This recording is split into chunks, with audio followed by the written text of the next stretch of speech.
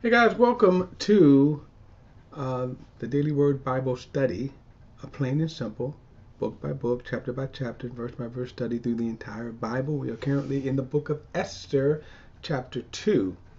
The setup was Queen Vashti, a very beautiful woman, queen, defied the command of King Ahasuerus. And again, I don't know if I'm pronouncing this name right. These are Persian names here, by the way.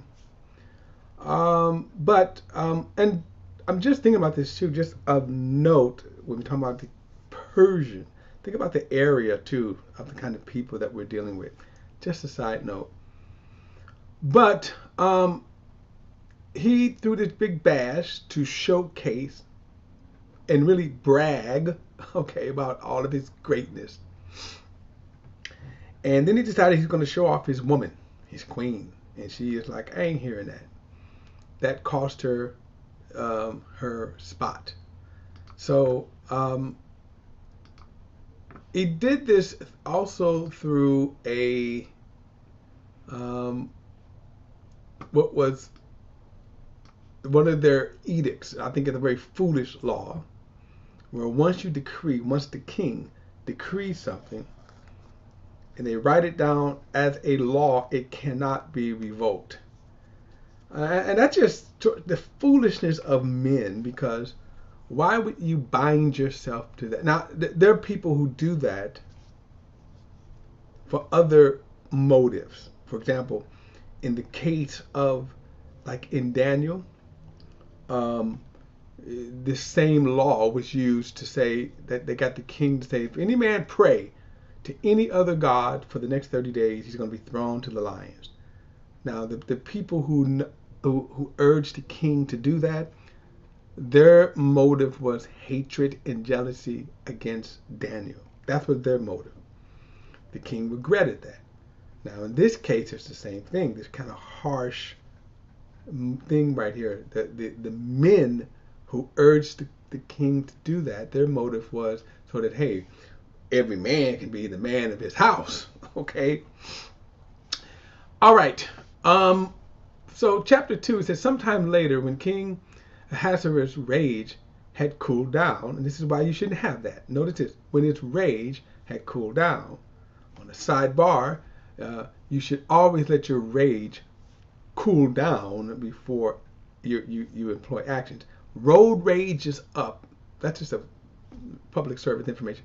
Road rage is up because people react and respond knee-jerk to their anger. All right, I digress. Sometime later, when King Ahasuerus' rage had cooled down, he remembered Vashti, what she had done, and what what was decided against her. He kind of regretted, but he couldn't change it. So what is kind of interesting itself, that even the king himself cannot change it, and that's going to be very interesting later on in this story. Verse 2, the king's personal attendants suggested, let a search be made for a beautiful young woman for the king, that the king appoint commissioners in each province of his kingdom, so that they may assemble all the beautiful young women to the harem at the fortress of Susa. Put them under the care of Hegai, the king's eunuch, who is in charge of the women, and give them the required beauty treatments. So again, even far back then, it was always about beauty, right? Makeup was good and all of that kind of stuff too. The makeup just wasn't profitable in that respect. But verse 4, then the young women who pleases the king will become queen instead of Vashti. This suggestion pleased the king, and he did accordingly. So they're going to start this search for a new king.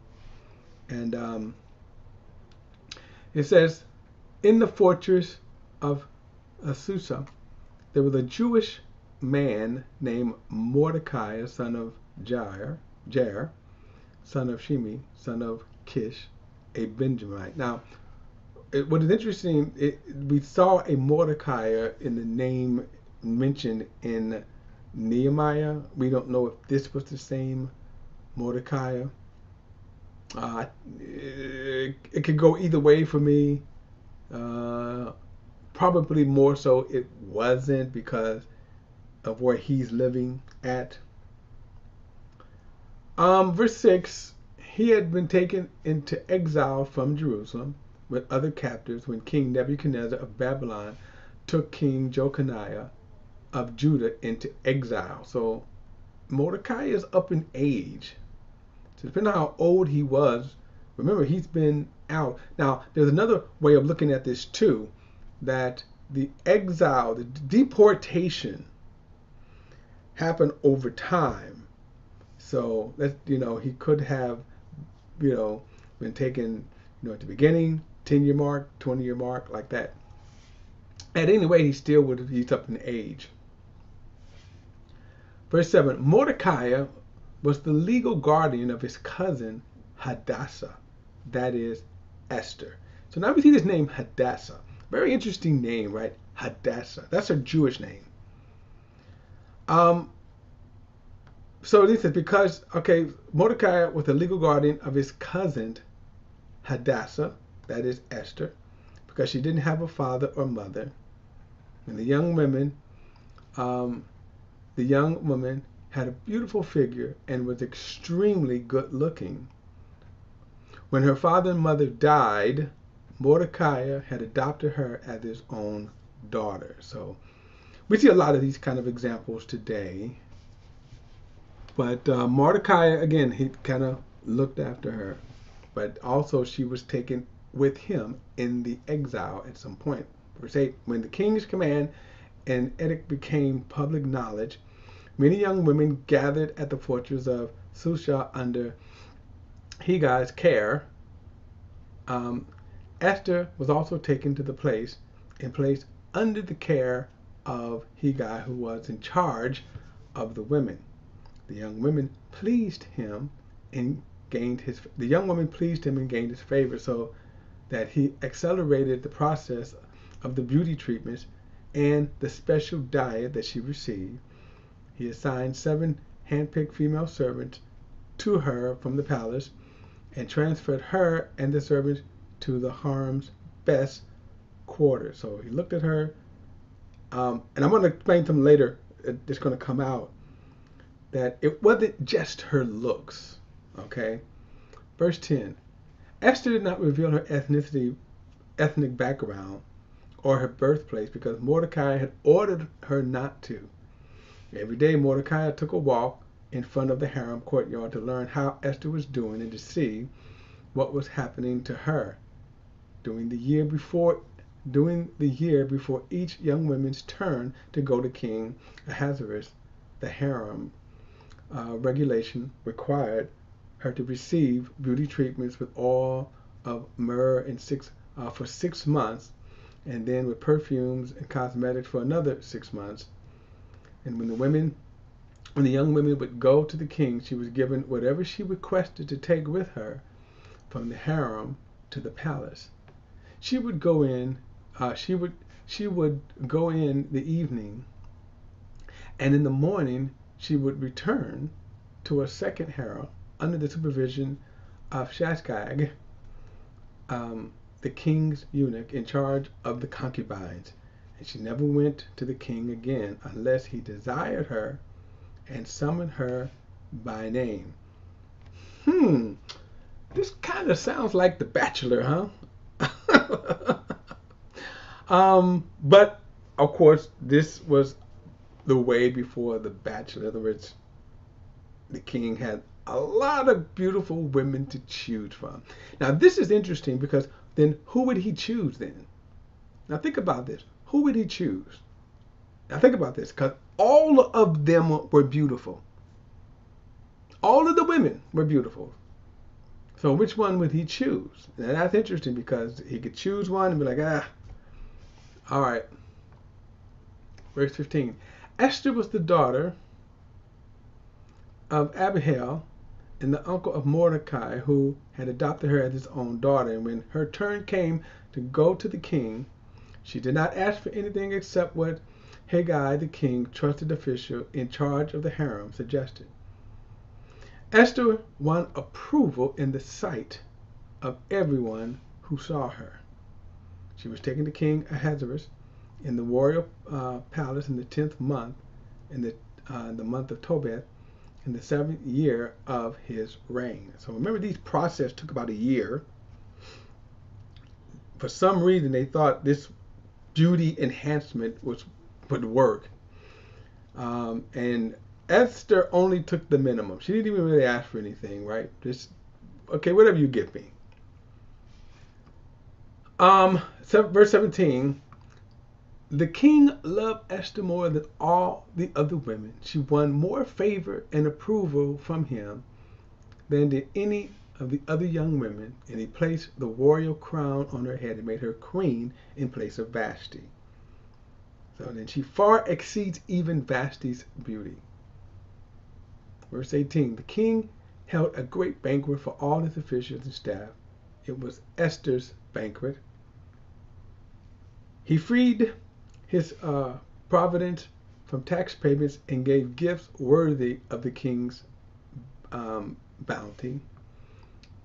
When the young women were assembled together for a second time, Mordecai was sitting at the king's gate. Esther still had not revealed her birthplace or her ethnic background, as Mordecai has directed. She obeyed Mordecai's order, and she always had while he raised her.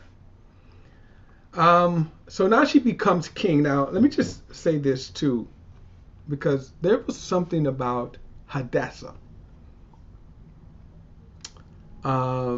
that was more than, okay, just her looks. It was her looks. Her character.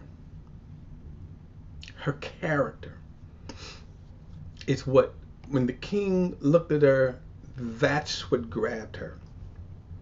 Some of you people are looking for a wife, and you say, and vice versa. Okay, I'm gonna put this vice versa.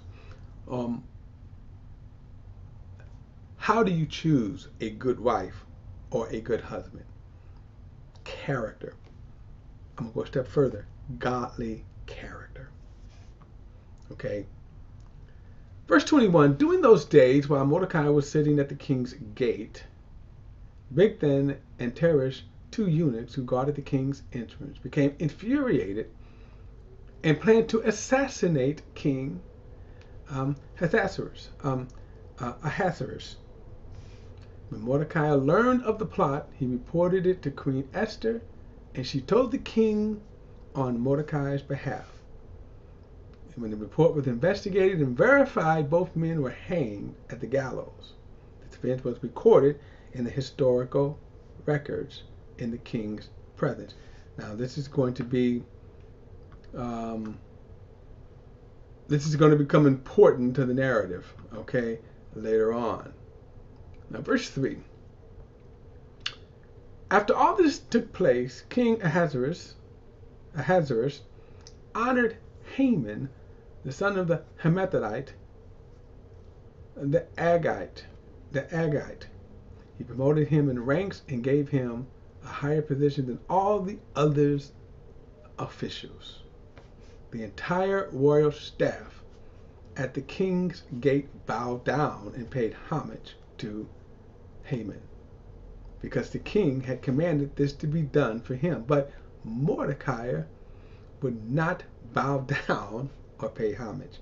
Now, this becomes one of the most interesting stories here. So here's a man, an evil man, who gains power. Now watch what happens, because the pride and arrogance in this man becomes his downfall. It also becomes interesting because, remember, Mordecai is guardian to the queen, whom the king loves dearly. I mean, the king was into Esther, right? Out of all of the women, Esther really, he had the full package. Looks, and he also a beautiful character. Verse 3. Members of the royal staff and the king's gate asked Mordecai, why are you disobeying the king's command? And when they had warned him day after day, he still would not listen to them. They told Haman to see if Mordecai's actions would be tolerated, since he had told them he was a Jew.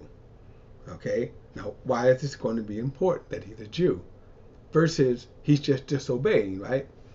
Verse 5. When Haman saw that Mordecai was not bowing down or paying him homage, he was filled with rage. Okay. And when he learned of Mordecai's ethnicity, Haman decided not to do away with Mordecai alone. He planned to destroy all of Mordecai's people, the Jews, throughout Ahasuerus' kingdom. Why this evil plot? Right? And just stop for a moment here. Mordecai pisses you off. Now, why are you seeking to destroy all of the Jews? Now, spiritually, I'm going to say Satan is behind this, without a doubt. Satan is the one behind this. Logically, though, how is Haman processing this to say, this man is not bowing? And by the way, keep this in mind, all the other Jews were bowing. See, everybody else was bowing except Mordecai. So why is he even destroying the Jews who were bowing? The hatred now in this man is unbelievable. Verse 7. The first month, the month of Nicaea, the king, Ahasuerus' 12th year, that is, lot, was cast before Haman for each day in the month, and it fell on the 12th month, the month of Adar. Then Haman informed King Ahasuerus, there is one ethnic group scattered throughout the peoples in every province of your kingdom, yet living in isolation. Their laws are different from everyone else, and they do not obey the king's laws. It is not the king's best interest to tolerate them. Now, remember this. When you start with Darius, the king of the Medes and the Persians, how God gave them favor through him. In other words, this favor came from God through Darius.